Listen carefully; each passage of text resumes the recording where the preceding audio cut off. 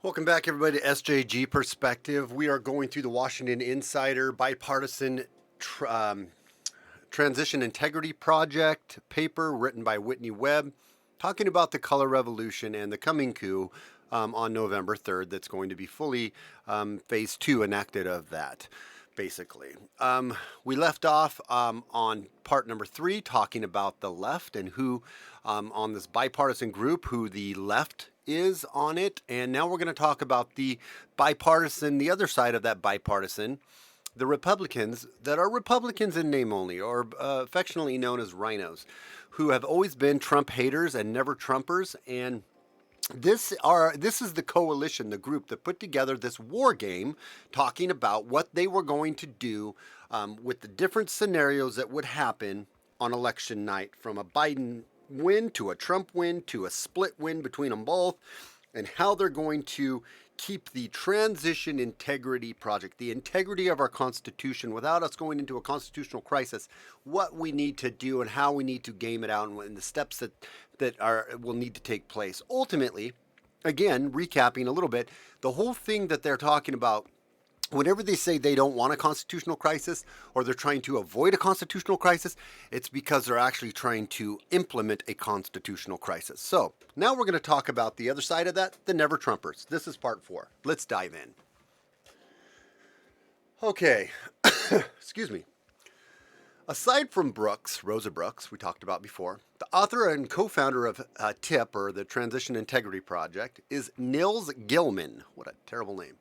The current vice president of programs at the Berggruen Institute, and prior to that worked for Salesforce, a major tech company and government contractor. Gilman is particularly focused on artificial intelligence and transhumanism. Interesting. Again, artificial intelligence and transhumanism is directly tied to the fourth industrial revolution, of which is what the global community, the global elitists, want to pull us into. That is what this whole purpose of the COVID-19 lockdowns, pandemonium is. If you research the Great Reset, if you research Agenda 2030, if you research all of these different, even going back to UN Agenda 21, all of these are a global push for globalization, right? From our interconnectedness to our medical records, to our surveillance, to control, to governance, to everything. It's AI is the next revolution, right? It's the next move in our industrial revolution, is into technology and AI type stuff. So Nils Gilman, what a terrible name, Nils Gilman is a big proponent of all this, and he's part of this Transition Integrity Project. They want to get this whole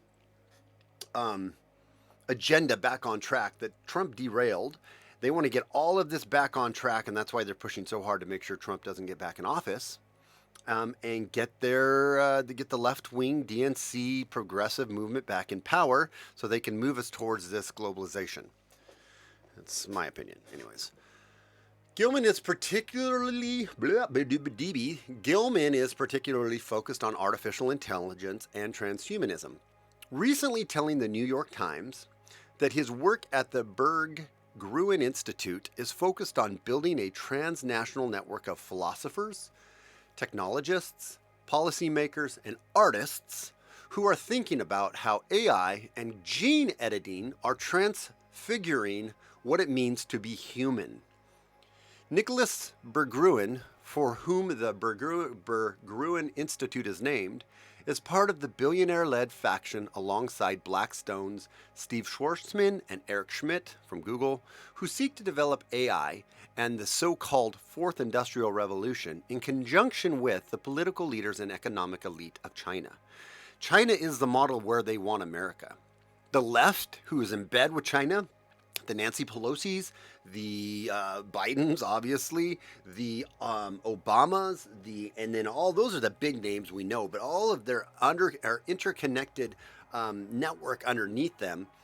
China is the model where they want to move America to. The social credit score, the communist or socialist agenda of running the country, of its big tech controlled, right? Big tech controls everything. That's where they want to move America, because America, you can't have this globalization push that they want with America being strong. You have to bring America to its knees and rewrite America and the Constitution for this to work. So that's what we're seeing happen with this ridiculous pandemic, right? Scamdemic, plandemic, whatever you want to call it. This ridiculous push is all for control over us, to get us chipped up, to get us microchipped up with our medical. And that's not conspiracy anymore, right? That's the Bill Gates, the COVID pass, right? Talking about the electronically chipping everyone or tattooing everyone so that they have everything from their credit card to their social credit score to their vaccine records to everything, man, all handy dandy. No need for a wallet or a credit card anymore. You just have it right in your body.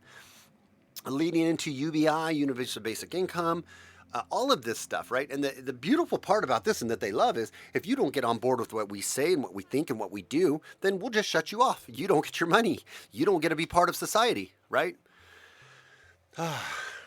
This is where where the world is headed, by the way. But I'm hoping Trump gets in office for the next 4 years so we can have a little more time to get yourself a little more insulated from that.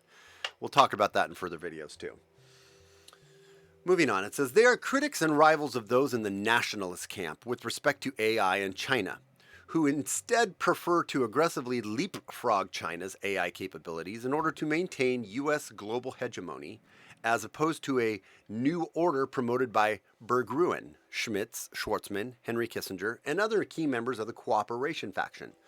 The battle over the U.S. future AI policy with respect to China appears to be a major yet widely overlooked reason for some of the antipathy towards Trump by those in the cooperation faction, including those who employ TIP's founders, given Trump's tendency to at least publicly support America First policies and increase tensions with China. In contrast, the Biden family is invested in China AI companies, suggesting that Biden would be more than willing to pursue the interests of the cooperation faction than Trump would. While the identities of the Transition Integrity Project founders and current directors have been made public, the full member list of the TIP has not. However, the TIP Transition Integrity Project's sister organization, called the National Task Force on Election Crises, does have a public membership list, and several of its members are also known to be part of the TIP. Some of these overlapping members include Michael Chertoff, former head of the Department of Homeland Security, Michael Steele, former chairman of the RNC, and Lawrence Wilkerson, chief of staff for former Secretary of State Colin Powell. Remember Colin Powell? The vial, right? Giving us the whole bullshit about getting us involved in the Iraq war. Chertoff, Steele, and Wilkerson, though Republicans, are part of a so-called Never Trump Republican faction, as are the TIP's other known Republican members. Thus, while the bipartisan nature of TIP may be accurate in terms of party affiliation, all of the known TIP members, regardless of their party, are united in their opposition to another term for the current president. Other known members of the TIP include David from The Atlantic, William Kristol, Project for a New American Century, The Bulwark, Project for a New American Century, by the way, the PNAC document, Rebuilding America's Defenses. If you go back and you research that document and who was involved in that think tank back in around 1999-2000, you'll find some very interesting information on the PNAC document that ties to 9/11. But that's a whole different video for a different time. But just research the PNAC document regarding to 9/11. See what you come up with. Max Boot, The Washington Post, Donna Brazile, ex-DNC. We all know who Donna Brazile is. For John Podesta, former campaign manager for Clinton 2016. We all know that with the emails and him being tied up with that so-called, Pizzagate or whatever. Chuck Hagel, former Secretary of Defense. Reed Galen, co-founder of the Lincoln Project. And Norm Ornstein, American Enterprise Institute. Of their known members, the most outspoken is Lawrence Wilkerson, who has fashioned himself the group's unofficial spokesperson, having done the majority of the media interviews promoting the group and its war games. In an interview in late June with journalist Paul Jay, Wilkerson notes that the TIP lacks transparency and that aside from their war games, their other activities are largely confidential. Oh, that's encouraging. He specifically stated that there is some confidentiality about what we agreed to and what we've put out publicly, and who's responsible for that, and other aspects of our doing that. The Transition Integrity Project is to this point very, very close, whole, and confidential. Meaning they're planning a whole lot of shit behind the scenes that they're not letting us know. They let us know these war games, which was wide eye, man, make you, when you really read it with an open mind, you're like, dang, they're really planning some to get after it with this whole planning of this election, the selection, if you will. They're really deeply involved in making sure this goes the Biden way, regardless of what actually happens in the election, of really corrupting this whole election process and blaming it very much on the right. But all the while, again, going back to what I've always said, whatever the DNC tells you, they're doing the exact opposite.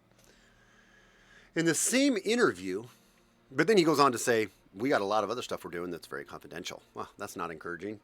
In that same interview, Wilkerson also noted that the current combination of events involving the recent unrest in several U.S. cities, the coronavirus, the national debate over the future of policing, the economic recession, and the 2020 election was the foundation for a revolution in the U.S., he told Jay.